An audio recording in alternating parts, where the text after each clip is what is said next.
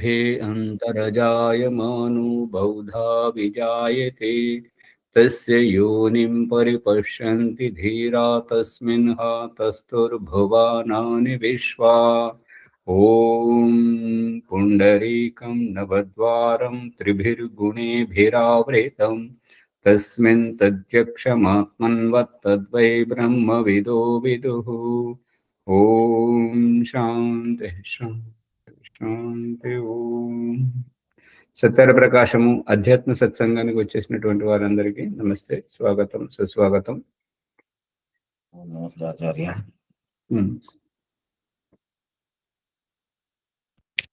ఓం నమస్తే ఆచార్య. సర్వేభ్యో నమః. నమస్తే. మనస్సు గురించి చర్చ జరుగుతుంది. మనస్సు నశించదు, మనస్సు నశించదు అని అంటే ఎప్పటికీ ఉంటుంది అని అంటే ఆత్మ, పరమాత్మ, ప్రకృతి అనాది పదార్థాలుగా వైదిక సిద్ధాంతంలో తెలుసుకుంటున్నాం. ఇప్పుడు మనస్సును కూడా చేర్చాల్సి ఉంటుంది. నశించదు అని అంటే, నాశనం లేదు అని అంటే అనాది పదార్థం. పరమాత్మ, జీవాత్మ, ప్రకృతి, మనస్సు ఈ 4 అనాది పదార్థాలుగా చెప్పుకోవాలి. కానీ మనస్సు నశిస్తుంది, మనస్సు నశించదు, మనస్సు ఎప్పటికీ ఉంటుంది. మనస్సు అనేది ఇంద్రియం కాబట్టి ఇంద్రియాలు అవసరమైనప్పుడు ఉంటాయి, అవసరం లేనప్పుడు ఉండవు. అది మన అభీష్టం మీద ఆధారమై ఉంటుంటది. వేదంలో ఇమాని యాని పంచేంద్రియాణి మనః షష్ఠాని మే హృది అని చెప్పడం జరిగింది. ఇంద్రియాలు ఇంద్రుడికి అవసరమైనప్పుడే, పని వాళ్ళను మనము అవసరం ఉన్నప్పుడే పెట్టుకోవడం జరుగుతుంది. అవసరం లేనప్పుడు, మన పని మనం చేసుకోగలిగినప్పుడు పని వాళ్ళ యొక్క అవసరం ఉండదు. ఇంద్రియాల పరిస్థితి కూడా అంతే. ఎవరితోటైనా చర్చ చేశారా? ఎవరైనా ఏమైనా సమాధానం చెప్పారా? అంతా ఊరికే ఉంటుంది. ఆచార్య మీరు చెప్తుంది విన్నాం, అదే సరి అయింది, తెలుసుకున్నాం ఆచార్య. ఈ మనస్సు అనేటువంటిది ఉండదు, నశించిపోతుంది. ఈ మనస్సు అనేటువంటిది ఉంటుంటది, ఎప్పటికీ ఉంటుంటది. ఉండకపోవడం అంటూ ఉండదు. 2 మాటలు వస్తున్నాయి. సందేశం ఒకటిగా ఉండాలి, 2 ఉండకూడదు. ఈ వ్యవహారాన్ని భగవంతుడు నాటకీయ పరంగా మన నిజ జీవితంలో చూపిస్తున్నటువంటిది ఏంటంటే, మనము వ్యస్తముగా ఉన్నప్పుడు ఒక పరిస్థితి, కాలక్షేపంలో ఉన్నప్పుడు ఇంకొక పరిస్థితి, ఇంకొకటి అత్యవసర పరిస్థితిగా బాధ్యతలో ఉన్నప్పుడు మరొకటి, ఆ బాధ్యత తీరిపోయిన తర్వాత ఇంకొకటి. ఇదే ఇక్కడ జరుగుతున్నటువంటిది. బాధ్యతల్లో ఉన్నప్పుడు, అత్యవసర పరిస్థితిలో ఉన్నప్పుడు సామాన్య పరిస్థితిని మర్చిపోతాము. ఎక్కడ ఏమున్నది, ఏ అవసరాలు ఉన్నాయి, ఏ పరిస్థితులు ఉన్నాయి, ఏ పదార్థాలు ఉన్నాయి, అన్ని మర్చిపోతాం. అత్యవసర పరిస్థితిలో బాధ్యతాయుతంగా ఉంటుంటాము కాబట్టి పూర్తిగా మనోనిగ్రహంతో ఉంటుంటాము. అదే పనిలో తదేక ధ్యాసతో ఉంటుంటాం కాబట్టి మనకు కన్నున్నదో తెలియదు, చెవున్నదో తెలియదు, ముక్కున్నదో లేదో తెలియదు, నోరున్నదో లేదో తెలియదు. కానీ అన్నీ ఉంటాయి. అన్నీ లేకపోతే ఎలాగా? అసలు నేను స్త్రీనా పురుషున్నా అనేది కూడా తెలియదు. బాధ్యతల్లో తీరిక లేకుండా ఉన్నప్పుడు అత్యవసర పరిస్థితుల్లో హడావిడి చేస్తున్నప్పుడు మోకాలు ఎక్కడున్నదో కూడా తెలియదు. తెలుస్తుందా ఎవరికైనా? తెలియదాచార్య. శరీర అవును. ధ్యాసనే ఉంటుంది. నిమిత్తమైనప్పుడు తెలియదండి, పని మీదే ఉంటుంది. అది పరిస్థితి. శరీరాన్ని మర్చిపోయి ఉంటాం. ఆ ఇప్పుడు ఒక సామెత ఏంటంటే, ఎవరైతే తల గోకుతూ ఉంటారో వారు దరిద్రులను. తల గోకుతూ. ఎందుకు అని అంటే, తల గోకితే మా యోగ గురువులు ఏమని చెప్తుంటారంటే, తలనొప్పి వచ్చినప్పుడే తల ఉన్నది, నాకు తలనొప్పి వచ్చిందని తెలుస్తుంది. కాలు నొప్పి వచ్చినప్పుడు కాలు నొస్తుంది అనేది కాలు గురించి తెలుస్తుంది. కడుపు నొచ్చినప్పుడు కడుపు గురించి తెలుస్తుంటుంది. మిగతా సమయాల్లో కడుపును, కాలును, తలను అన్ని మర్చిపోతాం. అందుకని ఇక్కడ మనస్సు అనేటువంటిది ఎప్పటికీ ఉంటుంది. ఆ మనస్సే లేకపోతే స్వర్గంలో ఉండేటువంటి సమయం పూర్తయిన తర్వాత, సినిమా చూడడం అయిపోయాక, పెళ్లి తంతు అయిపోయాక, విందు భోజనం అయిపోయాక మన ఇంటికి మనం వెళ్ళాలా వద్దా? ఇంటి ధ్యాస వస్తుందా రాదా? వెళ్ళాలా సాధారణ స్థితిలో ఇదే గుర్తు వస్తుంది. మరి ఇంటి ధ్యాసను మనకు గుర్తు చేసేది ఎవరు? ఇక్కడ బాధ్యత తీరిపోయింది. తుమ్మడం అయిపోయింది, దగ్గడం అయిపోయింది, వాంతికి చేసుకోవడం అయిపోయింది, విసర్జన అయిపోయింది, యజ్ఞం అయిపోయింది, ధ్యానం అయిపోయింది, భోజనం అయిపోయింది, పడుకోవడం అయిపోయింది. ఇంకొక బాధ్యతను మనకు గుర్తు చేసేది, అటువైపు ధ్యానాన్ని ఆకర్షింపజేసేది మనస్సే. అప్పటి వరకు దేని ప్రభావం ఎక్కువగా ఉంటుంటుందో ఆ ప్రభావంలోనే ఉంటాము తప్ప మిగతావి ఏవి ఉండవు. ఒకసారి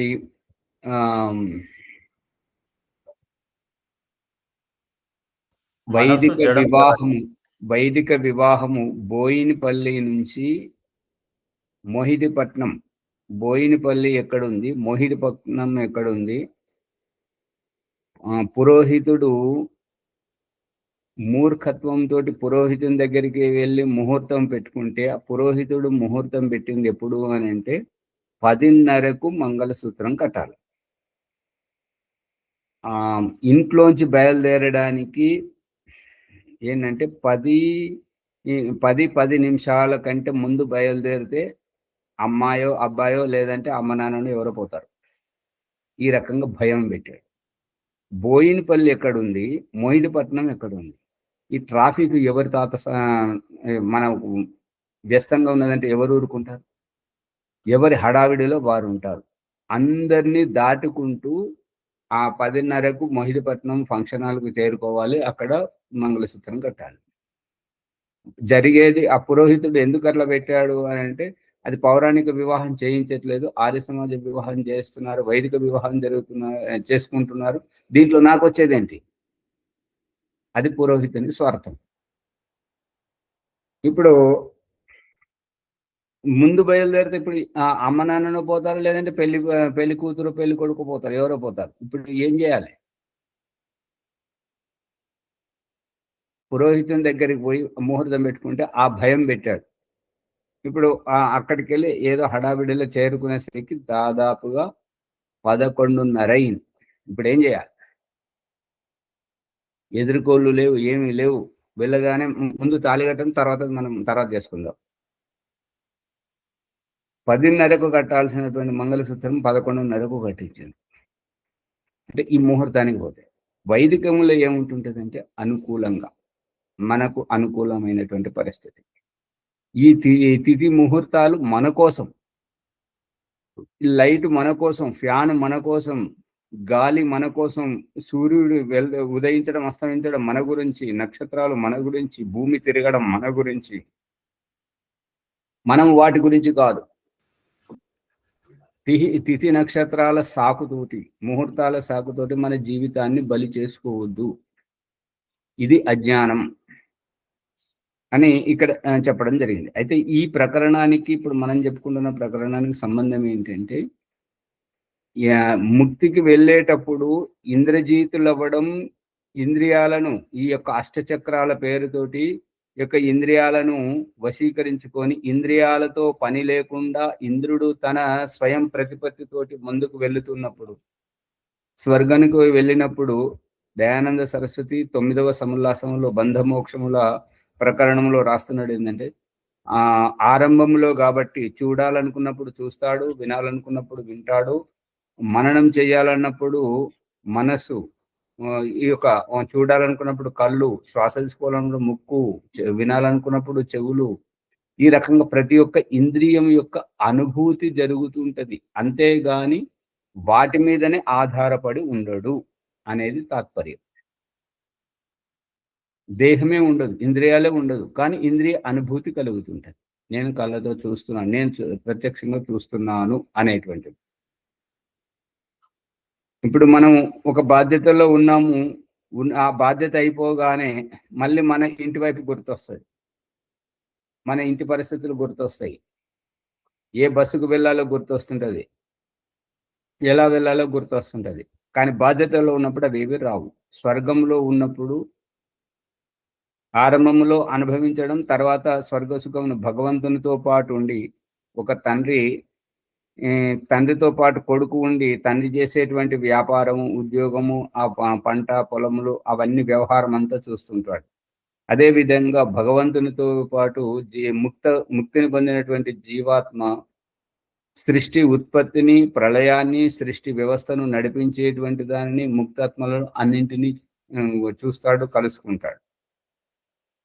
అప్పుడు ఈ మనసుతో పని లేదు, ఈ ఇంద్రియాలతో పని లేదు. ఎప్పుడైతే మోక్షావధి పూర్తి అయిపోతుంటుందో, పిల్లలు ట్యూషన్కి వెళ్ళినా, బడిలో ఉన్న వాళ్లకు బడి సమయంలో ఆ టీచర్లు ఏ కాలంలో ఏ ఉపాధ్యాయుడు వస్తున్నాడు, ఏ పాఠం చెప్తున్నాడు, దాంట్లో వ్యస్తం అయిపోతున్నారు. ఇక గంట కొట్టగానే బడిలో ఉన్నా కూడా శరీరం ఇక్కడ ఉంటది, ఇంటి పరిస్థితులు గుర్తొస్తాయి, అమ్మ నాన్ననే గుర్తొస్తుంటారు, ఏ వస్తువుతో ఆడుకోవాలి, ఎవరితో ఏమి తినాలి, ఏ పదార్థం అనేదే గుర్తుకొస్తుంది. అవునా కదా? అవునా? అంతే. అది మరి అత్యవసర పరిస్థితుల్లో ఉన్నప్పుడు, బాధ్యతలో ఉన్నప్పుడు ఇంటి పరిస్థితులు లేవా? భార్య లేదా, పిల్లలు లేరా, భర్త లేడా, మనకు సుఖ దుఃఖాలు లేవా? ఎమర్జెన్సీలో ఉన్నప్పుడు అప్పుడు ఎందుకు గుర్తుకు రాలే, ఇప్పుడు ఎందుకు గుర్తుకొస్తాయంటే జీవుడు అల్పుడు, అల్పజ్ఞుడు, మిడిమిడి జ్ఞానం కలిగిన వాడు, పరిపూర్ణత లేనటువంటి వాడు. అందుకని ఆ రకంగా ఇవి వెంటే ఉంటాయి ఇంద్రియాలు. అందుకే జ్ఞానం ఎప్పుడు అవసరమో అప్పుడు అనుకూలంగా ఉపయోగించుకోవటానికి భగవంతుడు. ఎప్పుడు అజ్ఞానం పెరిగిపోతే అప్పుడే దేవుడు కూడా చూపిస్తున్నాడు కదా, ఎప్పుడు బలహీనత వస్తే అప్పుడే బాధ్యతలు పెరుగుతాయి. ఇప్పుడు అందరూ కళ్ళద్దాలు లేని వాళ్ళు ఎందుకు పెట్టుకోవట్లేదు, ఉన్న వాళ్ళు ఎందుకు తీసేయట్లేదు?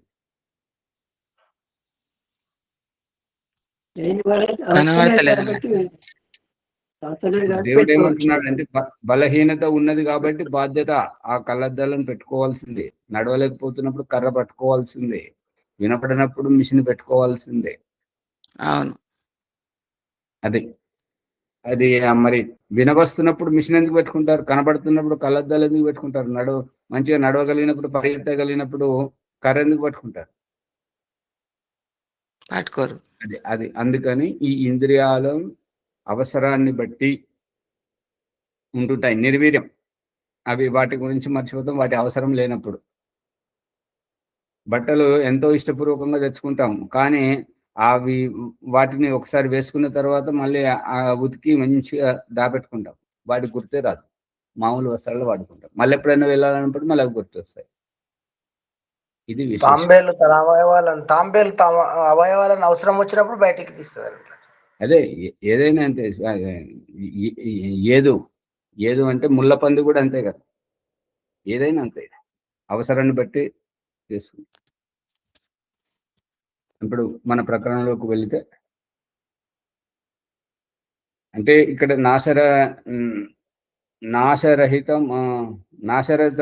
నాశరహితంగా ఉండును, ఏది లేక ఎవడు ఏ కార్యము చేయజాలడో ఆ మనసు శుద్ధ గుణములను కోరి దుష్ట గుణముల నుండి దూరముగా ఉండునుగాక. ఈ సత్యర ప్రకాశం సప్తమ సముల్లాసం 157వ పూటలో 3వ మంత్రంలో ఉన్నాం. ఏది ఉత్కృష్ట జ్ఞానము, ఏది ఇతరులకు చైతన్యమునిచ్చు నిశ్చయాత్మక వృత్తియో, ఏది ప్రజల యందు ప్రకాశయుక్తముగను నాశరహితముగను ఉండునో, ఏది లేక ఎవడు ఏ కార్యమును చేయజాలడో ఆ నా మనస్సు శుద్ధ గుణములను కోరి దుష్ట గుణముల నుండి దూరంగా ఉండునుగాక.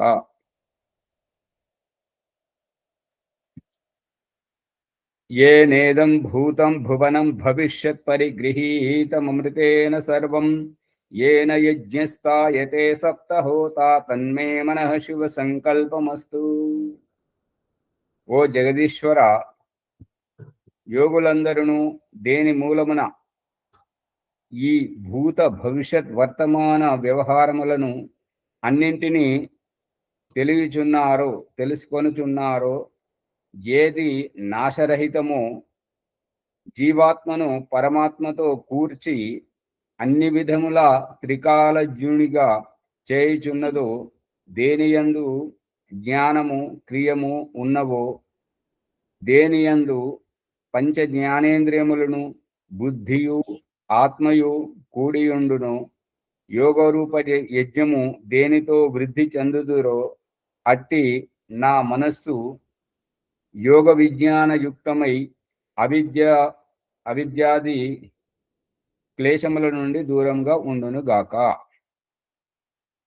యోగులందరూ దేని మూలమున, ఏన అంటే దేని మూలమున, దేని ద్వారా, దేనితోటి, తృతీయ విభక్తి. ఏ మనస్సుతోటైతే యోగులందరూ ఈ యొక్క భూత భవిష్యత్ వర్తమాన 3 కాలముల యొక్క వ్యవహారములను అన్నింటినీ తెలుసుకొనుచున్నారో, మనసు ద్వారా, ఏ మనసు ద్వారా అయితే తెలుసుకొనుచున్నారో, ఏదైతే నాశరహితమై జీవాత్మను పరమాత్మతో కూర్చి అన్ని విధముల త్రికాలజ్ఞునిగా చేయుచున్నదో, దేనియందు అంటే మనసే చేయుచున్నది అనేటువంటిది, పరమాత్మతో కూర్చి జీవాత్మను పరమాత్మతో కూర్చడం అంటే ధ్యానము, ఉపాసన, పూజ, జపము, ఈ క్రియల ద్వారా పరమాత్మతో కూర్చడం అంటే కలపడం. అన్ని విధముల త్రికాలజ్ఞునిగా చేయుచున్నదో, అన్ని విధములు అంటే అన్ని రంగాలలో, అన్ని ప్రకరణాలలో, అన్ని సందర్భాలలో త్రికాలజ్ఞునిగా అంటే అంత ఇక తెలియనిదంటూ ఏమీ లేదు అనేటువంటి విషయం. ఇక అజ్ఞానాన్ని దరి చేరనీయకుండా సావధానంగా ఉన్నటువంటి జ్ఞానవంతుణ్ణి త్రికాలజ్ఞునిగా అంటుంటారు. చేయుచున్నదో, దేనియందు జ్ఞానము క్రియయు ఉన్నవో, అంటే దేనియందు ఉన్నవి అంటే మనసు ద్వారానే. మనసు ఏమిటి అని అంటే ప్రారబ్ధం యొక్క ఒత్తిడి. అంతేగాని మనస్సు అనేటువంటి దానికి ఇంకా వేరే ఏది ఊహించుకోవద్దు. ప్రారబ్ధంతో ప్రభావితం అవుతుంటది. ప్రారబ్ధము ఏ రకంగా సన్నగిల్లుతూ ఉంటే మనస్సు నిష్క్రియమైపోతుంటది. ప్రారబ్ధం ఎంత ఉధృతంగా తీక్ష్ణంగా ఉంటుంటే మనస్సు అంత చంచలంగా ప్రభావోత్పాదకంగా ఉంటుంటది. అందుకని ఈ జ్ఞానము మనస్సు యందే, క్రియ చేసేటువంటి స్ఫూర్తి మనస్సు యందు, దేని యందు పంచ జ్ఞానేంద్రియములను బుద్ధియు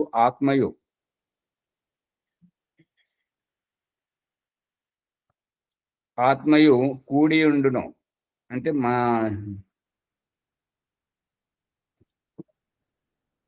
ఇప్పుడు పాణిని మహర్షి చెప్తున్నటువంటిది ఏంటంటే ఆత్మ బుద్ధ్యా సమైక్యార్థాన్ మనః యుంక్తే వివక్షయ మనః కాయాగ్నిం ఆహంతి.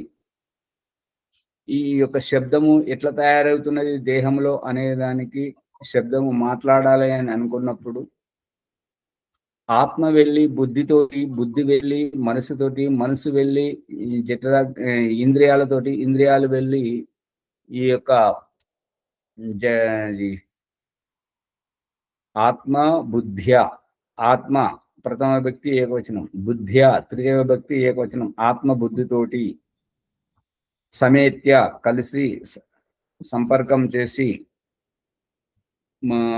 మనోయుంక్తే ఆ బుద్ధి వెళ్ళి మనస్సుతోటి, ఇక్కడ మనకు బుద్ధి వస్తుంది కానీ ఆత్మ బుద్ధిని నడిపించేది ఆత్మనే, ఆ బుద్ధికి స్ఫూర్తినిచ్చేది ఆత్మనే. బుద్ధి పేరుకే బుద్ధి, బుద్ధి ద్వారానే ఆత్మ. మనోయుంక్తే, అందుకే ఇక్కడ మనోయుంక్తే మనస్సుతోటి, మనస్సుతోటి పంచమ భక్తి, మనస్సుతోటి కలిసేది ఆత్మనే, మనస్సుకు స్ఫూర్తినిచ్చేది ఆత్మనే. మనస్సు మాదిరిగా చంచలంగా, మనస్సు ఎట్లయితే చంచలంగా కనిపిస్తుందో అంత చంచలంగా ఉన్నటువంటిది మనస్సు ఏకాగ్రంగా ఉన్నప్పుడు ఆ మనస్సు ద్వారానే ఆత్మయే నిశ్చలంగా ఉండేటువంటిది. మనోయుక్తే వివక్షయ మనః కాయాగ్ని ఆహంతి, ఆ మనస్సు ఈ యొక్క కాయాగ్ని అంటే జఠరాగ్నిని ప్రతాడితం చేస్తుంది. తద్వారా వాయువు, ఉదరంలో ఉన్నటువంటి వాయువు అనేటువంటిది పైకి ఎగబాకుతూ ఉన్నప్పుడు శబ్దం అనేటువంటిది ఉత్పన్నమవుతుంది. ఇక ఇంద్రియాల విషయానికి వస్తే ఆత్మ మనసు బుద్ధితోటి, బుద్ధి ఆత్మతోటి, ఆత్మ బుద్ధితోటి, బుద్ధి మనసుతోటి, మనసు ఇంద్రియాలతోటి, ఇంద్రియాల విషయంతోటి, ఆ విషయాల సుఖం జీవాత్మ. ఈ ఆత్మయే బుద్ధి రూపంలో, ఆత్మయే మనసు రూపంలో, ఆత్మయే ఇంద్రియాల రూపంలో, ఆత్మయే విషయ సుఖాన్ని అనుభవిస్తుంది. అంత ఆత్మయే. ఇంద్రియాలకు స్వతంత్ర స్వేచ్ఛ, అవి స్వయంగా ఏమి చేయలేవు. ఇప్పుడు ముక్కు కోసినటువంటి వారి ముక్కు శ్వాస తీసుకోలేదు, తెగిపడినటువంటి ముక్కు శ్వాస తీసుకోలేదు. చెవులు కోసేసిన, కళ్ళు పొడి చేసిన కళ్ళు చూడలేవు. ఈ రకంగా తెగిపడినటువంటి చేతులు పనిచేయలేవు, ఇరిగిపోయిన కాళ్ళు నడవలేవు. ఈ రకంగా వాటికి నడిచేటువంటి సామర్థ్యం లేదు. ఆ కాళ్ళను నడిపించేది, కాళ్ళతో ద్వారా నడిచేది ఆత్మనే. చేతులతో పని చేసేది, చేతులతో చేయిస్తుండేది కూడా ఆత్మనే. మన పెన్ను రాస్తుంది అంటే పెన్ను ఇట్లా రాస్తుంది, మనం చేతితో పట్టుకొని రాస్తేనే పెన్ను రాస్తుంది అంటది. పెన్నును పట్టుకోవడం, మనం ఎట్లా తిప్పితే అట్లా అక్షరాలుగా రూపొందించేటి, వ్రాత రాసేటువంటిది ఈ యొక్క ఆత్మనే. ఇక్కడ ఇదంతా ఎందుకు వస్తున్నది అని అంటే, ఈ పంచ జ్ఞానేంద్రియములను బుద్ధియు ఆత్మయు కూడి ఉన్నదో అన్నింటితో కూడి ఉండి యోగరూప యజ్ఞము దేనితో చేయబడును, జపము చేయడము, పూజ చేయడము, ధ్యానము చేయడము, యజ్ఞము చేయడము, ఇవన్నీ ఎవరు చేస్తున్నారు అంటే ఆత్మయే చేస్తుంది. అందుకే అక్కడ చెప్పబడుతుంటది ఏంటంటే, అయం ఇధ్మ ఆత్మా జాత వేదస్తే. అయం అంటే ఈ దేహంలో ఉన్నటువంటి. ఇంకా అగ్నిహోత్రం యొక్క అంతరార్థం ఏంటంటే, అగ్నిహోత్రం యొక్క అంతరార్థం అంటే కనబడేటువంటిది అగ్నిహోత్రము కాదు, కనబడేటువంటిది ఒక నాటకము మాత్రమే. యజ్ఞకుండం యొక్క 4 మూలలు ప్రామాణికంగా దయానంద సరస్వతి మరియు పారస్కర గృహ సూత్రకారుడు ఇట్లా అవన్నీ చింతన చేసి మనకు చూపిస్తున్నటువంటిది ఏంటంటే, అదితే అనుమన్యస్వ, తూర్పు దిశలో ఆ యొక్క అదితి అని అంటే ఎవరైతే యజ్ఞం యొక్క యజమానుని, ఇప్పుడు ఉపనయనం చేస్తున్నటువంటి ఆ బాలుని తల్లి, అనుమతే అనుమన్యస్వ ఆ బాలుని యొక్క తండ్రి, సరస్వతి అనుమన్యస్వ గురువు ఉత్తర దిశలో. ఇక దక్షిణ దిశలో తాను విద్యాభ్యాసం పూర్తి చేసుకొని, వివాహం చేసుకొని తన కుటుంబాన్ని నడిపించుకోవడం, తన ఇంటి వ్యవస్థ అంత దక్షిణ దిశ. అయితే తాను అదితి, అనుమతి, సరస్వతి, దేవసవిత, తల్లి దగ్గరికి, తండ్రి దగ్గరికి, గురువు దగ్గరికి, మరి తన భార్య పిల్లలను అన్నింటిని చూసుకునేటువంటి వాడు. అందుకే దేవసరితతోటి నలువైపులా తిరగడం. ఇక్కడ అగ్నిహోత్రం ఏమిటంటే ఆత్మ. ఆత్మ గర్భములో ఉన్నప్పుడు తల్లి ద్వారా ఏ సంస్కారాలైతే అందివ్వబడుతుందో, ఏ జ్ఞానోదయం అయితే కలిగింప జరుగుతుందో, ఏ మేల్కొలుపునైతే స్ఫూర్తిదాయకంగా ఇవ్వనవుతుందో అది ఆత్మకు. గర్భము నుంచి మొదలుకొని పుట్టిన సంవత్సరం, 2 సంవత్సరాలు, 3 సంవత్సరాల వరకు తల్లి దగ్గర, 3 నుంచి 5, 5 నుంచి 8 సంవత్సరాల వరకు తండ్రి దగ్గర, తండ్రి 8 సంవత్సరాలకు ఉపనయనం అయిన తర్వాత గురువు దగ్గరికి వెళ్ళి 25 సంవత్సరాల వరకు ఉంటాడు. 25 సంవత్సరాలకు గురువు దగ్గరికి వెళ్ళి వచ్చి వివాహం చేసుకుని బ్రతికినంత కాలం గృహాశ్రమంలో ఉండి మరి వానప్రస్థం, సన్యాసం అట్లా తీసుకొని తన జీవితంలో ముందుకు వెళుతుంటాడు. అయితే గర్భములో ఉన్నప్పుడు ఈశ్వరుని ద్వారా, గర్భములో ఉన్నప్పుడు ఆ ఆత్మను మేలుకొల్పేటువంటిది, ఆ శరీరాన్ని పొందుపరిచేటువంటిది తల్లి ద్వారా ఇప్పించేటువంటిది ఈశ్వరుని ద్వారా. పుట్టిన తర్వాత తల్లి ద్వారా పాలు ఇవ్వడం, అది ఆ యొక్క జ్ఞానం, బుద్ధి జ్ఞానం నేర్పడం తల్లి ద్వారా. ఆ తర్వాత తండ్రి లోక జ్ఞానం నేర్పడం, ఆ తర్వాత గురువు శాస్త్రీయ పరిజ్ఞానం నేర్పడం. ఇక బ్రతికినంత కాలం తన ఆత్మను తాను రక్షించుకోవాలి. ముందు దేవుడి నుంచి తల్లికి అప్పగించడం జరిగింది. తల్లి తండ్రికి అప్పగించడం జరిగింది. తండ్రికి ఉపనయనం, వేదారంభం చేసి గురువుకు అప్పగించడం జరిగింది. గురువు విద్య నేర్పి సమాజానికి అప్పగించడం జరిగింది. ఈ ఆత్మను కాపాడమే అసలైనటువంటి అగ్నిహోత్రము. ఆ యొక్క ఆత్మ. అందుకే ఈ నలుగురు మధ్యలో పడమర దిశలో తూర్పుకు ముఖంగా ఇప్పుడు దయానంద సరస్వతి, ఇప్పుడు మీ దగ్గరికి అందరికీ సంస్కార విధి వారు విఠలరావు గారు ప్రతినిధి సభ నుండి ముద్రణ చేశారు. దాంట్లో సామాన్య ప్రకరణంలో రాస్తున్నాడు ఏంటంటే, యజ్ఞం చేసేటువంటి యజమానుడు పడమర దిశలో గాని దక్షిణ దిశలో గాని కూర్చొని యజ్ఞం చేయవచ్చును అని అన్నాడు. పడమర దిశలో కూర్చునేదే మనకు తెలుసు, కానీ దక్షిణ దిశలో యజమానుడు కూర్చుని యజ్ఞం ఎట్లా చేస్తాడు అనేటువంటిదే ఇది అసలైనటువంటి రహస్యం, గృహాశ్రమం. అవునాచార్య, అట్లనే అంటది. దీని గురించి అందరికీ తెలియదు. ఇక్కడ దయానందుడు రాస్తున్నాడు, దక్షిణ దిశలో యజమానుడు కూర్చుంటే పురోహితుడు ఎక్కడ కూర్చుండాలి, అన్ని వేరే వేరే ఆలోచిస్తుంది. కానీ అక్కడ కనబడుతున్నటువంటిది ఏంటంటే ఆత్మను జాగృతం చేయడం, ఆత్మను ఎప్పుడూ నిమ్నస్తరమైనటువంటి భావజాలంతో ఉండనివ్వకుండా ఉండడమే, ఎప్పటికీ ఉద్బుద్ధము చేయడమే అగ్నిహోత్రం. దానిని ఉద్బుద్ధం చేయడానికి ఈ యొక్క 4 కర్రలను ఒక దగ్గర చేసి నిప్పురా చేసి ఓం స్వాహ అనడం అనేటువంటిది అక్కడ నాటకం. తల్లి కాపాడాలి ముందు, తర్వాత తండ్రి కాపాడాలి, తర్వాత గురువు కాపాడుతాడు. బతికినంత కాలం తనని తాను కాపాడుకోవాలి. ఇది ఇక్కడ జరుగుతున్నటువంటి రహస్యం. అర్థమైందా?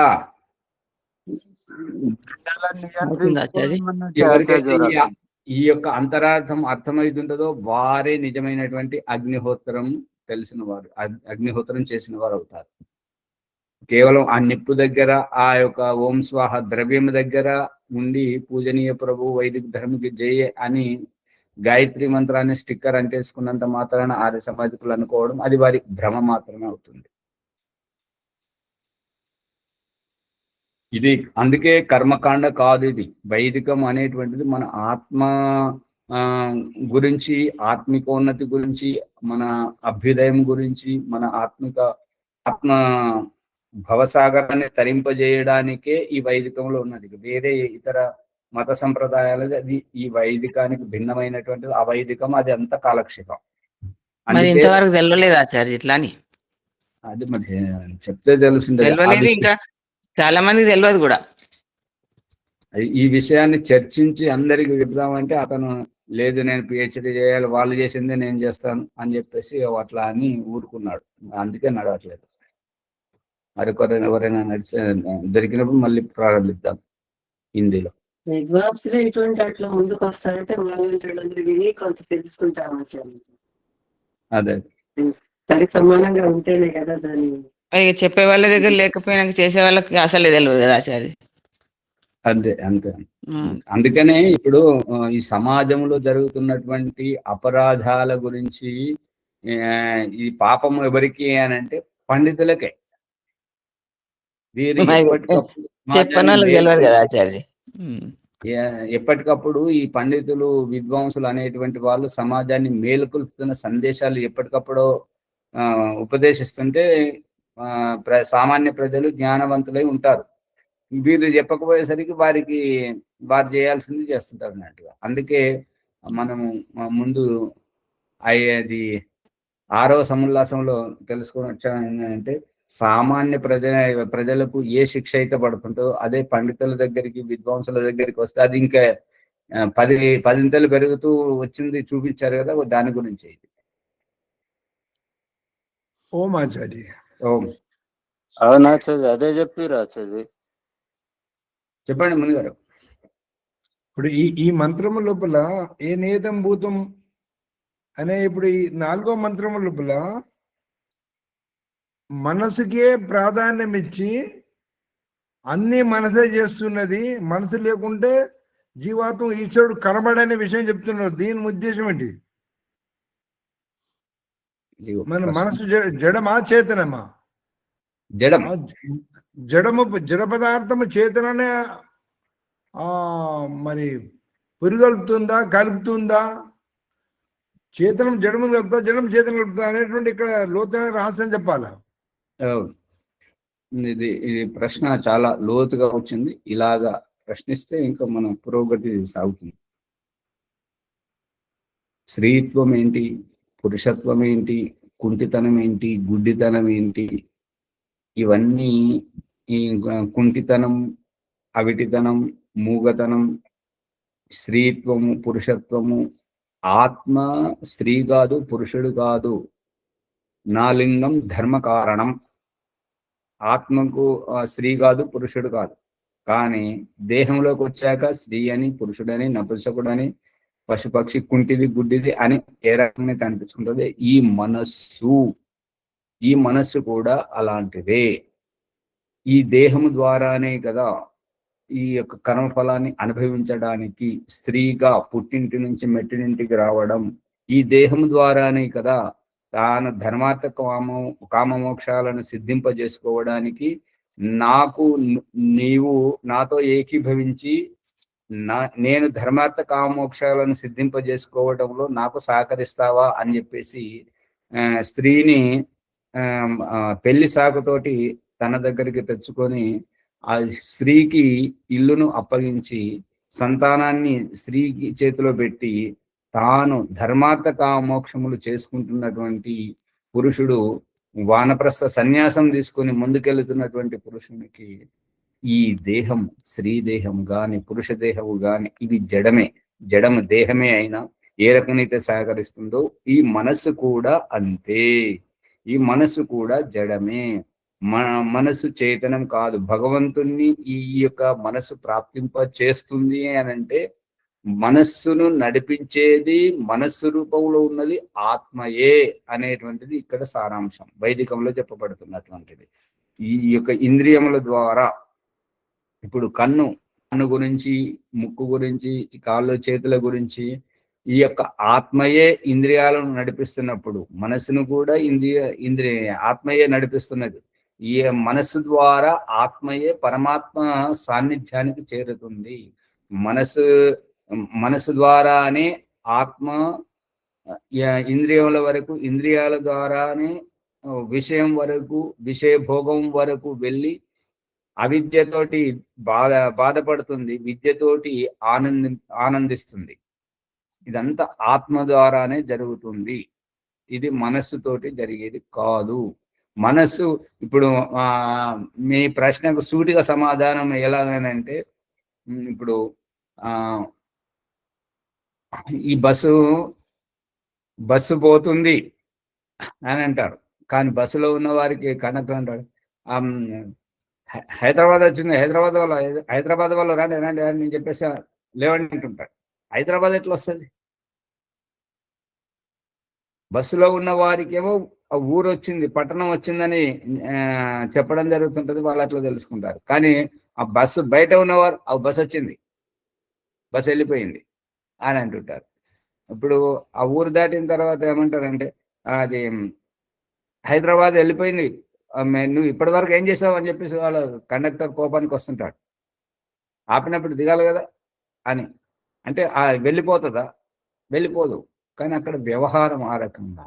ఈ మనస్సు అనేటువంటిది జడమే. మనం ఏ రకంగా వినియోగించుకుంటే ఆ రకంగా మనతో పాటు సహకరిస్తుంటది. ఇప్పుడు ఏంటంటే ఈ వస్త్రాలు అన్ని ఆ యొక్క భూమి నుండి వచ్చినటువంటి ఆ పట్టుతోటి తయారయ్యేటువంటి ఆ వస్త్రాలే ఇప్పుడు ఒకటేమో ఇంట్లో వాడుకునే వస్త్రం అని, ఇంకొకటి అక్కడ పదవి హోదాలో తన ప్రతిష్ట కోసం వేసుకునేటువంటి వస్త్రం అని, ఈ రకంగా బాల్యం నుంచి అలవాటు చేయడం జరుగుతుంది. అంతా అదే జడమే. వినియోగించుకునేటువంటి మన వివేకం మీదనే దాని ప్రత్యేకత అనేటువంటిది ఉంటుంది. ఈ మనస్సు కూడా అంతే. అంతేగాని ఈ పట్టు వస్త్రం పంచె కట్టుకుంటేనే భగవంతుని అనుగ్రహం లభిస్తుంది ముని గారు. మరి పూజ కోసం వేసుకోవాలని అంటుంటారు కదా. జీన్స్ షార్ట్లు వేసుకొని చింపులు వేసుకొని అభిషేకం ఎందుకు చేయరు? వీళ్ళు నమాజ్ ఎందుకు చదవరు? వాళ్ళు ప్రేయర్ ఎందుకు చేయరు? అంటే పూజ కోసం ఎందుకు అని అంటే అది మనకు ఆ రకంగా చెప్పడం జరిగింది, మనకు ఆ శాస్త్రం ఆ రకంగా ఉన్నది, మనకు ఆ రకంగా అలవాటు చేశారు అంతవరకే. కానీ ఇప్పుడు అలవాటు మళ్ళీ ఇంకోటి ఏంటంటే ఆచార్య తృప్తి. అదే ఇప్పుడు గుడ్డివారికి అన్నం ఏది పేడ ఏది ఎట్లా తెలుస్తుంది? అర్థమవుతుందా? అదే అందుకని అది మనము ఎట్లెట్లా దేని సంపర్కంలో ఉంటే ఏది ఏ వస్తువు అనేటువంటిది ఆ గుడ్డివారికి మూగవారికి భగవంతుడు చూపిస్తున్నాడు. వారిని కూడా సుఖ దుఃఖాలు అనుభవింపజేస్తున్నాడు. అంటే ఇక్కడ దుస్తులు మనసును కూడా ప్రభావితం, ఆత్మను ప్రభావితం. అంటే ఇప్పుడు ఆ గుడ్డివాడికి ఏ వస్త్రం కట్టిస్తారు చెప్పండి ప్రభాకర్ గారు? ఇంట్లో ఉన్నాడా, బయట ఉన్నాడా, గుళ్ళు ఉన్నాడా, రైల్వే స్టేషన్లో ఉన్నాడా, ఎక్కడున్నాడు చెప్పండి? ఎక్కడ వ్యవహారం ఉంటే అక్కడే ఉంది. ఇప్పుడు తల్లి ఎవరు చెల్లి ఎవరు పట్టుకొని గుర్తుపడతాడా? ఇప్పుడు దారింట పోతున్నప్పుడు కర్రతోటి ఇట్లా అనుకుంటూ పోతున్నాడు, ఎక్కడ గుంత ఉన్నది, ఎక్కడ రాయి ఉన్నది, ఎటు వెళ్ళాలి అనేది వాళ్ళ సంజ్ఞానంతో వెళ్తుంటారు. అదే మరి మాట్లాడినప్పుడు కదా మాట్లాడితే తెలుస్తుంది ఆచార్య. మరి మా మూగవారికి మా మాటలు కూడా వినబడవు కదా, బతికించి చూపిస్తున్నాడు కదా. వాళ్ళకి ఇంకో జ్ఞానం అమ్మ వారికి మాటలు లేవు, చూపు లేదు, అప్పుడే ఎట్లా? అది కదా. ఇంద్రియాలకు అతీతంగా ఆత్మతత్వంతోటి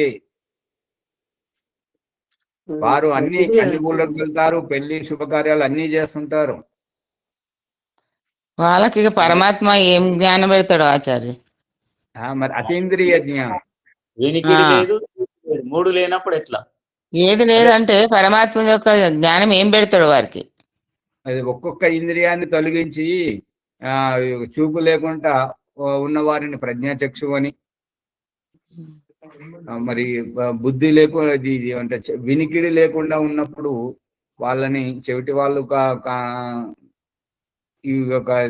కాళ్ళు లేకపోతే ఒక రకంగా, చేతులు లేకపోతే ఒక రకంగా, ఏ విధంగానైనా ఆత్మను బ్రతికింపజేస్తున్నాడు. అందుకని ఈ మనస్సు కూడా ఆత్మకు సాధనమే. ఆ మనస్సు ద్వారా ఆత్మయే వెళుతుంది.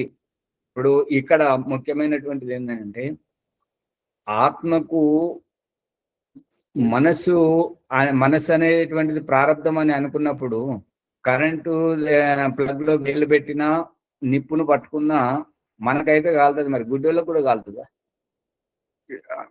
ఆచార్య ఈ అంతఃకరణాలను సాధన చతుష్టయం అని కూడా అంటారు. అదే అంతఃకరణ చతుష్టయం. అందుకని ఇది ఈ మనస్సు ద్వారా చేసేటువంటిది ఆత్మయే. కాబట్టి ఈ మనమైతే ఎట్లయితే కృతం కర్మ శుభాశుభం అవశ్యమేవ భోక్తవ్యం, కృతం కర్మ శుభాశుభం మనకెట్లాగో ఆ గుడ్డి వాళ్లకు, కుంటి వాళ్లకు, మగ వాళ్లకు ఈ యొక్క వైకల్యంతో ఉన్నటువంటి వారికి కూడా అదే రకంగా శిక్ష అనేటువంటి తప్పనిసరిగా ఉంటుంది ఎవరికైనా సరే. అందుకనే ఆత్మయు కూడి ఉన్నదో యోగరూప యజ్ఞము దేనితో వృద్ధి చేయుదురో, యోగం గాని యజ్ఞం గాని ఏ మనసుతో అయితే చేస్తుంటారో అట్టి నా యొక్క మనసు.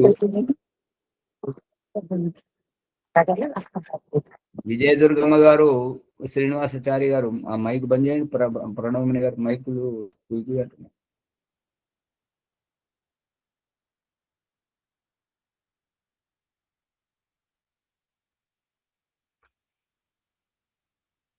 ఆ యొక్క నా మనసు యోగ విజ్ఞాన యుక్తమై అవిద్యాది క్లేశముల నుండి దూరంగా నుండుగాక. మనసు దూరంగా ఉంటుందా అమ్మగారు? నా కన్ను తప్పుడును చూడకుండా గాక.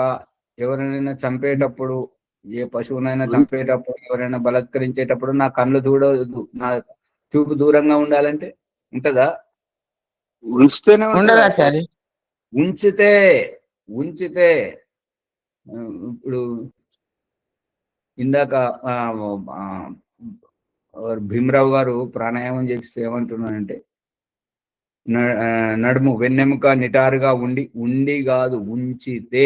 ఇప్పుడు ఏదైతే మీరు సవరిస్తున్నారో ఇదే భాష అప్పుడు కూడా ఉండాలి. వెన్నెముకను నిటారుగా ఉంచాలి, మెడను చక్కగా ఉంచాలి అని చెప్పి తర్వాత చెప్పాలి. మీరు ఉండి అంటే అదే ఉంటుందా? ఆ రకంగా ఉంచడం అనేది. ఉంచేవాడు ఒకడు ఉన్నాడు కదా, అదే వాని గురించి చర్చ జరుగుతుంది ఇదంతా. ఓకే, సమయం రాస్తే ధన్యవాదాలు. సమయం ఏమో పరిగెడుతుంది, విషయం ముందుకు పోతలేదు నెమ్మదిగా. సరే సరే ఆచార్య ఓంప్రకాష్ గారు ధన్యవాదములు. జ్ఞానగంగా ఆధ్యాత్మిక విద్య సత్సంగంలో ఉన్నాము. విశేషమైనటువంటి లోతైన జ్ఞానాన్ని మనం తెలుసుకుంటున్నాము. మనస్సు లేకుంటే అంది శూన్యం అని చెప్తున్నాము. మనసు పనిచేయని అతను ఏ విధంగా ఉంటాడంటే అతను ఏం తెలియదు ప్రపంచం లోపల, కానీ మనసును నడిపించే అతను ఉన్నాడు కాబట్టే మనసుకు విలువ తెలుస్తున్నది. ఒక మీటింగ్ లోపల మామూలు కాగితానికి విలువ ఉండదు, దాని మీద 1000 రూపాయలు ముద్రేసాను అనుకోని సంస్కారం దానికి విలువ వస్తుంది. అట్లాగే ఈ ఆత్మతోటి మనసు సంయుక్తమైనప్పుడే మనసుకు విలువ వస్తుంది. ఇంద్రియాలలో రారాజు మనస్సు, ఆ రాజు పర్సనల్ సెక్రటరీ ఆత్మకు. అట్లా తెలుసుకున్నప్పుడు మనం మనసు జాగ్రత్త ఉంచుతాము, ఆత్మ జాగ్రత్త ఉంటుంది. విధంగా లోతైన జ్ఞానం వస్తున్నాము. తర్వాత ఎన్ని పనులు చేయించినా మనసు ద్వారానే చేస్తుంది, మనసు ద్వారా చేయించేది ఆత్మనే గుర్తుపెట్టుకోవాలి. ఆ విధంగా మనం లోతుగా తెలుసుకుంటున్నాము. శయనకాల మంత్రాలను 3-4 మంత్రంలో ఉన్నాము. ఈ ఎపిసోడ్ని లైక్ చేయండి, షేర్ చేయండి, సబ్స్క్రైబ్ చేయండి, పక్కన ఉన్న గంట సింబల్ గట్టిగా నొక్కండి. మీ యొక్క సందేహాలను కామెంట్స్ల రూపంలో రాయండి. ఎలాంటి సందేహమైనా ఈ ప్రకరణానికి అనుకూలంగా రాస్తే ఇంకా ఎక్కువ లాభాన్ని రుజువులు అవుతారు. కాబట్టి తెలుసుకొని మీరు ప్రయత్నం చేస్తారని ఆశిస్తున్నాను. ఈరోజు వైదిక సంధ్యోపాసన పుష్పమ్మ గారు, ఆదివారం పుష్పమ్మ గారు, శ్యామలయ్య గారు 2వ బ్యాచ్. ఈరోజు 2వ బ్యాచ్. ఇంకోటి మునిజీ గారు 3వ బ్యాచ్ కూడా రాసిరు కదా, మరి 3వ బ్యాచ్ వాళ్ళకు అవకాశం ఇస్తారా? 3వ బ్యాచ్ వాళ్ళు వస్తలేరు కదా మరి. ఇప్పుడు మీది అయిపోయిన తర్వాత వాళ్ళు వస్తారు. అలాగా, ఓకే. శ్యామలయ్య గారు వైదిక సంధ్యోపాసన సమయాన్ని దృష్టిలో పెట్టుకొని చేయాలా. 1-2-3 మంత్రాలకు అర్థం చెప్పే ప్రయత్నం ప్రతి ఒక్కరు చేయాలా. 2 అయినా 3 అయినా ఏదైనా ఆ విధంగా చేస్తే కొంచెం మనలో జ్ఞానం పెరుగుతుంది. నమస్తే. ఓం ఆచార్య నమస్తే, సర్వేభ్యో నమో నమః. అందరికీ నమస్కారం. వైదిక సంధ్యోపాసనం శ్యామలయ్య, రేగడ్ మైలారం, వికారాబాద్ జిల్లా నుండి చేయిస్తున్నాను. ఓం అమృతోపస్తరణమసి స్వాహా. ఓం అమృతాపిదానమసి స్వాహా. ఓం సత్యం యశస్శ్రీర్మై శ్రీరేతాం స్వాహా. ఆచమన మంత్రం. ఓం శన్నో దేవీరవిష్టయ ఆపో భవంతు పీతయే శన్యోరవిశ్రవంతు నః. ఇంద్రియ స్పర్శ మంత్రములు. ఓం వాక్ వాక్, ఓం ప్రాణః ప్రాణః, ఓం చక్షుః చక్షుః, ఓం శ్రోత్రం శ్రోత్రం, ఓం నాభిః, ఓం హృదయం, ఓం కంఠః, ఓం శిరః, ఓం బాహుభ్యాం యశోబలం, ఓం కరతల కరపృష్ఠే. మార్జన మంత్రం. ఓం భూపునాతు శిరసి, ఓం భువ పునాతు నేత్రయో, ఓం స్వః పునాతు కంఠే, ఓం మహ పునాతు హృదయే, ఓం జన పునాతు నాభ్యాం, ఓం తప పునాతు పాదయో, ఓం సత్యం పునాతు పునఃశిరసి, ఓం కం బ్రహ్మ పునాతు సర్వత్రా. ప్రాణాయామ మంత్రములు. ఓం భూః, ఓం భువః, ఓం స్వః, ఓం మహః, ఓం జనః, ఓం తపః, ఓం సత్యం. అగమర్షణ మంత్రములు. ఓం మృతం చ సత్యం చాభిధాత తపసోద్యజాయత తతో రాత్ర్యాజాయత తథా సముద్రో అర్ణవః. ఓం సముద్రాదర్ణవాదది సంవత్సరో అజాయత అహోరాత్రాని విదదద్విశ్యస్య మిషతో వశి. ఓం సూర్యాచంద్రమసౌ దాత యథా పూర్వమకల్పయత్ దివం చ పృథివీం చ అంతరిక్షమతో స్వాహ. ఓం శన్యో దేవీరవిష్టయ ఆపో భవంతు పీతయే శన్యోరవిశ్రవంతు నః. అత మనస పరిక్రమ మంత్రం. ఓం ప్రాచీదిదగ్నిరధిపతిరశితో రక్షితాదిత్య ఇషవః. ఏభ్యో నమో అధిపతిభ్యో నమో రక్షతృభ్యో నమ ఇషుభ్యో నమ ఏభ్యో అస్తు యోస్మాన్ దేష్టియం వయం దిస్మస్తంభోజం వేదద్మః. భగవంతుడు తూర్పు దిక్కు ఉన్నాడని, తూర్పు దిక్కులో మనకు రక్షిస్తున్నాడని తెలుసుకోవడం. అదేవిధంగా దక్షిణ దిక్కు. ఓం దక్షిణాదీంద్రోధి పరిస్థి శిరక్షిరాజీ రక్షితాపితర ఇషవః. తేభ్యో నమో అధిపతిభ్యో నమో రక్షతృభ్యో నమ ఇషుభ్యో నమ ఏభ్యో అస్తు యోస్మాన్ ద్వేష్టియం వయం దిస్మస్తంభోజం వేదద్మః. ఓం ప్రచేదిగ్వరుణోధిపతి పృథాకో రక్షితాన్నమిషవః. తేభ్యో నమో అధిపతిభ్యో నమో రక్షతృభ్యో నమ ఇషుభ్యో నమ ఏభ్యో అస్తు యోస్మాన్ ద్వేష్టియం వయం దిస్మస్తంభోజం వేదద్మః. పడమర దిక్కు ఉండి రక్షిస్తున్నారని, అదేవిధంగా ఉత్తర దిక్కు కూడా. ఓం ఉచీదిక్ సోమోధిపతి స్వజో రక్షితా శనిరిషవః. తేభ్యో నమో అధిపతిభ్యో నమో రక్షతృభ్యో నమ ఇషుభ్యో నమ ఏభ్యో అస్తు యోస్మాన్ ద్వేష్టియం వయం దిస్మస్తంభోజం వేదద్మః. ధ్రువాదిగ్విష్ణురధిపతి కల్మాశగ్రీవో రక్షితాభిరుదైషవః. తేభ్యో నమో అధిపతిభ్యో నమో రక్షతృభ్యో నమ ఇషుభ్యో నమ ఏభ్యో అస్తు యోస్మాన్ ద్వేష్టియం వయం దిస్మస్తంభోజం వేదద్మః. కింది దిక్కు భూమి దిక్కు ఉండి చెట్లు వనస్పతుల ద్వారా ఆ విధంగా రక్షిస్తూ పై దిక్కు ఊర్ధ్వాదిక్ బృహస్పతిరధిపతి చిత్రో రక్షిత వర్షమిషవః. తేభ్యో నమో అధిపతిభ్యో నమో రక్షతృభ్యో నమ ఇషుభ్యో నమ ఏభ్యో అస్తు యోస్మాన్ ద్వేష్టియం వయం దిస్మస్తంభోజం వేదద్మః. ఆకాశం దిక్కు ఉండి వర్షం, ఆ వర్షంతో ప్రాణులకు కావలసిన వర్షం అవన్నీ కురిపిస్తూ రక్షిస్తున్నారని. ఆ విధంగా ఉపస్థాన మంత్రములు. ఓం జాతవేదసేసు నమామ సోమమరాతీయతో నిదాతి వేద సనా పరిషతతి దుర్గాని విశ్వానావేవ సింధుం దురితత్యగ్ని చిత్రం దేవానాముదగాదనీకం చక్షుర్మిత్రశ్చ వరుణశ్చాగ్నే ఆప్రాద్యావా పృథివీ అంతరిక్షగం సూర్య ఆత్మా జగతశ్చస్వ. ఓం ఉద్యుత్తం జాత వేదసం దేవం వహంతి కేతవా దృశ్యే విశ్వాయ సూర్యం. ఓం ఉద్వయం తమస స్పరిశ్య పశ్యంత ఉత్తరం దేవం దేవత్రా సూర్యమగన్మజ్యోతిరుత్తమం. ఈ విధంగా రెండవ ప్రకరణ పూర్తి చేసుకున్న తర్వాత ప్రాయచిత్త మంత్రం. ఓం తక్షుర్దేవ ఇతం పురస్తా శుక్రముచ్చరత్ పశ్యేమ శరదా శతం జీవేమ శరదా శతకం శృణయామ శరదా శతం ప్రబ్రవామ శరదా శతం అధీనాశ్యామ శరదా శతం భూయచ్చ శరదా శతాత్. ఓం శన్యో దేవి రవిష్టయా ఆపో భవంతు పీతయే శన్యో రవిస్రవంతు నః. గురు గాయత్రి మంత్రం. ఓం భూర్భువస్వః తత్సవితుర్వరేణ్యం భర్గో దేవస్య ధీమహి ధియో యో నః ప్రచోదయాత్. ఏ జగదీశ్వర దయాలు, నీ కృప వలన మేము చేసిన ఈ జప ఉపాసనాది కర్మముల ద్వారమున ధర్మార్థ కామ మోక్షములను వెంటనే సిద్ధించునుగాక. అనుగ్రహించుము స్వామి. నమస్కార మంత్రం.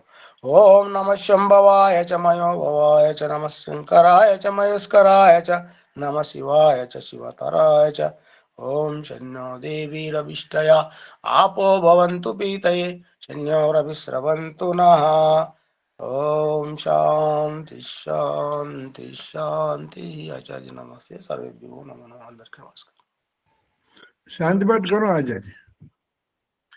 ओम देव शांतिरंतरिक्षम शांति पृथ्वी शांति आपा शांति औषधे शांति वनस्पति शांतिर्विश्वे देवा शांति ब्रह्म शांति सर्वं शांति शांतिरेव शांति सामा शांतिरेधि.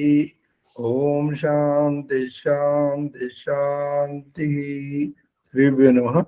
అందరికీ నమస్కారం. నమస్తే ఆచార్య. ఇప్పుడు ఉన్న వాళ్ళందరూ కూడా ఒక నిమిషం అండి, ఒక చిన్న ప్రశ్న. ఇప్పుడు ఉన్న వాళ్ళు దాదాపు 10 మంది వరకు ఉన్నారు. 10 మంది కూడా వారు ఏ రోజున వారు తిన్నదో వారికి గుర్తున్నదా? గుర్తుంటే ఒకరొకరు చెప్పాలా. ప్రణామని మొదటి బ్యాచ్ సోమవారం, ఆ తర్వాత తులసీదాస్ ఉన్నారు చెప్పండి, తర్వాత పుష్పమ్మ గారు ఉన్నారు చెప్పండి,